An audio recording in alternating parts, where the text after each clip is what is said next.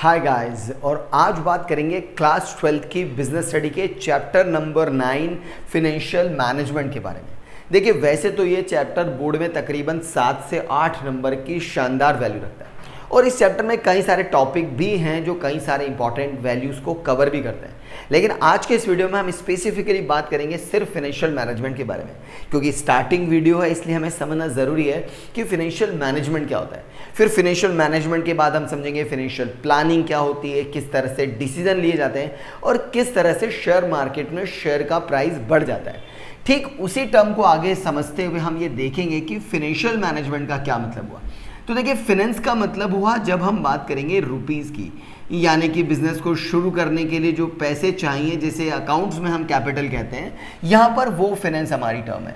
बात करूँ मैनेजमेंट की, तो मैनेजमेंट का मतलब हुआ जब हम हमारा काम किसी और से करवा लें। To get our work done from other is known as management. ये हमने ऑलरेडी पढ़ा हुआ भी है।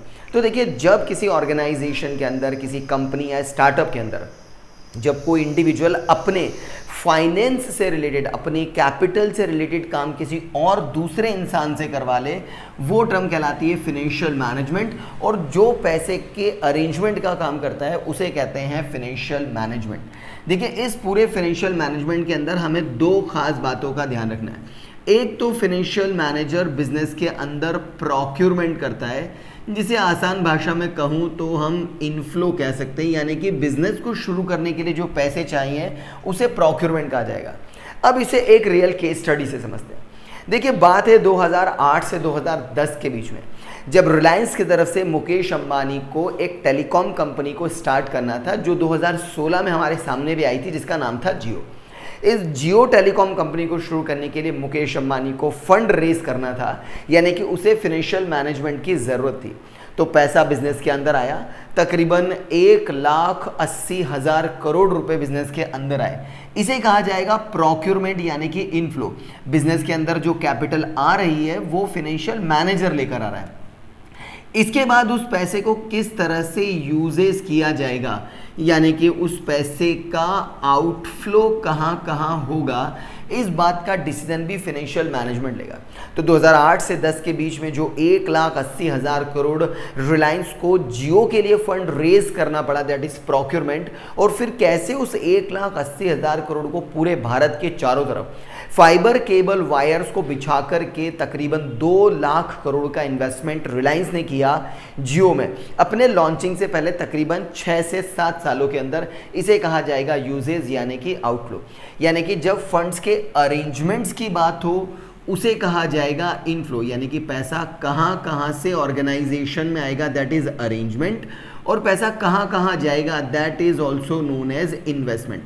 तो इस पैसे के आने और पैसे के जाने की पूरी बिजनेस घटना को समझता है फिनेंशियल मैनेजमेंट। और क्लास 12 की बिजनेस स्टडी इस पर्टिकुलर चैप्टर की शुरुआत ही इस पर्टिकुलर टॉपिक से कराती है। वो ये समझाना चाहते हैं कि किसी भी कंपनी के अंदर फिनेंशियल मैनेजर पैसे कहाँ से लाएगा और पैसे कहाँ यूज़ करेगा।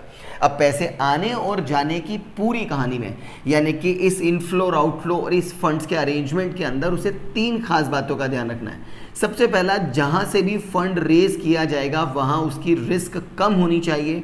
दूसरा, जहाँ से भी फंड रेज किया जा रहा है वहाँ से उसकी कॉस्ट ऑफ बोरोविंग कम होनी चाहिए। तीसरा, जहाँ से भी फंड रेज किया जा रहा है और जहाँ पर इन्वेस्ट किया जा रहा है वहाँ रिटर्न उसका ज़्यादा होना चाहिए। जो फिनेंशियल मैनेजर इन 3 क्राइटेरिया को पूरा कर पाता है उसे हम गुड फिनेंशियल मैनेजर की कैटेगरी दे सकते हैं, यानी कि वो ऑर्गेनाइजेशन के लिए रिस्क कम करता है, कॉस्ट कम करता है और रिटर्न को बढ़ाता है। अगर मैं बात करूं 2008 से 10 के बीच में जब रिलायंस ने लगभग 1,80,000 करोड़ का इन्वेस्टमेंट किया, तो उसके लिए जो पैसा आया दैट इज प्रोक्योरमेंट। फिर उस पैसे को पूरे भारत में फाइबर केबल वायर की तरफ बिछाया गया, that is known as uses, that is investment.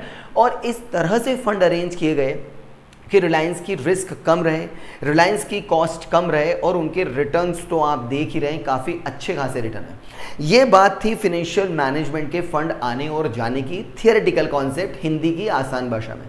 लेकिन 12th बोर्ड के अंदर एग्जाम में आपको क्या लिख कर आना होगा, आप एग्जाम में इस तरह से लिख कर आ सकते हैं that financial management is one of the concept where he or she takes care of proper procurement and uses of finance, where procurement means inflow and uses means outflow, in such a manner that it should reduce risk, reduce cost and increase the return. अगर आप इन 3-4 लाइनों के अंदर इन 2-3 words को proper carry on कर पाते हैं, यकीन मान के चलिए बोर्ड में 3 नंबर आपके पक्के हैं। अब फाइनेंशियल मैनेजमेंट का क्या ऑब्जेक्टिव और वो किस तरह के डिसीजन लेता है, इस बारे में बात करेंगे किसी अगले वीडियो में। अगर ये वीडियो पसंद आई इसे लाइक करिए, इन्फॉर्मेटिव लगती है इसे शेयर जरूर करिएगा। फ्यूचर में पढ़ाई से रिलेटेड वीडियो देखना चाहते हैं इस चैनल को सब्सक्राइब जरूर करिएगा।